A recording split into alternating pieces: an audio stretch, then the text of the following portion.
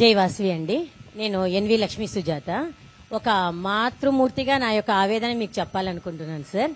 ఇందులో ఎటువంటి రాజకీయాలకు సంబంధం లేదు. కానీ నేను బాధపడే విషయం ఏమంటే, మా ఓసీ పిల్లలు, వైశ్యాస్ పిల్లలు 250 ర్యాంక్ వచ్చినా కూడా they are not getting the medical college seat. 2500 rank, 25,000 rank వచ్చినా కూడా వేరే పిల్లలకి సీట్ వస్తా ఉంది. ఇక్కడ మా పిల్లలు ఏం బాధపడుతున్నారంటే, పెద్ద కులంలో పుట్టడం మనం చేసిన తప్ప మమ్మీ అని వాళ్ళు బాధపడుతున్నారు. యాజ్ ఏ మదర్ ఈ విషయాన్ని అయితే నేను రాజకీయాలకు అతీతంగానే మాట్లాడుతున్నాను.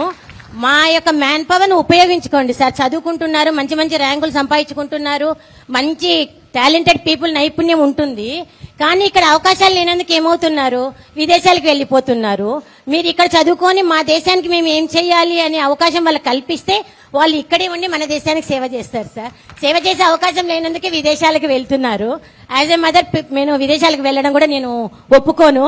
కానీ వేరే ఆల్టర్ చూపించండి, ఖచ్చితంగా మా పిల్లల్ని ఇక్కడే ఉంచుతాము. యాజ్ ఏ పేరెంట్ మా పిల్లలు మా దగ్గరే ఉండాలి, మన దేశానికే ఉపయోగపడాలి. దానికి ఏం చేయాలో మీరు చర్యలు తీసుకోవాలని కోరుకుంటున్నాను సార్. Thank you.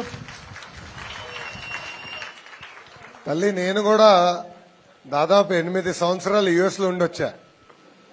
అంటే అక్కడనే బ్యాచిలర్స్ చేశా, 2 సంవత్సరాలు అక్కడనే పనిచేశా, మళ్ళీ 2 సంవత్సరాలు స్టాన్ఫర్డ్ లో ఎంబీఏ చేసి తిరిగి వచ్చా. కానీ ఈరోజు మీలో తిరుగుతున్నా.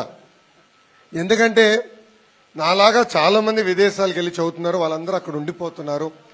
వాళ్ళు తిరిగి రావాలి, ఆంధ్ర రాష్ట్రాన్ని అన్ని రంగాల్లో నంబర్ 1 చేసేదానికి వాళ్ళు కూడా భాగస్వామ్యం అవ్వాలి అన్న లక్ష్యంతో అంత పై చదువులు చదివినోడిని ఈరోజు ఎండనగా వానగనగా ఈరోజు మీ మధ్యలో పాదయాత్ర చేస్తున్నా.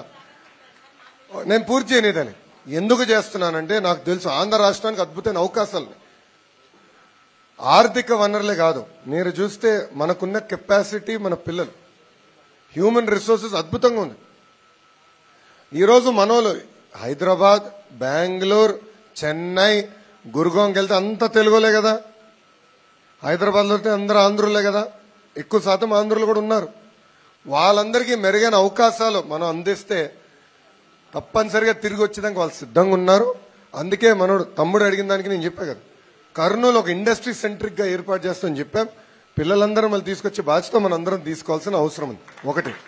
రెండోది, ఎకనామికలీ బ్యాక్వర్డ్ కమ్యూనిటీస్ అంటే ఆర్థికంగా వెనకబడిన ఓసీలకి ప్రభుత్వం, కేంద్ర ప్రభుత్వం 10% రిజర్వేషన్ అమలు చేసింది, ఇచ్చింది చట్టం.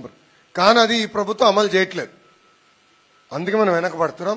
రేపు తెలుగుదేశం పార్టీ అధికారంలోకి వచ్చిన వెంటనే అది మేము అమలు చేస్తామని ఈ సభాముఖంగా హామీ ఇస్తున్నాం. Thank you.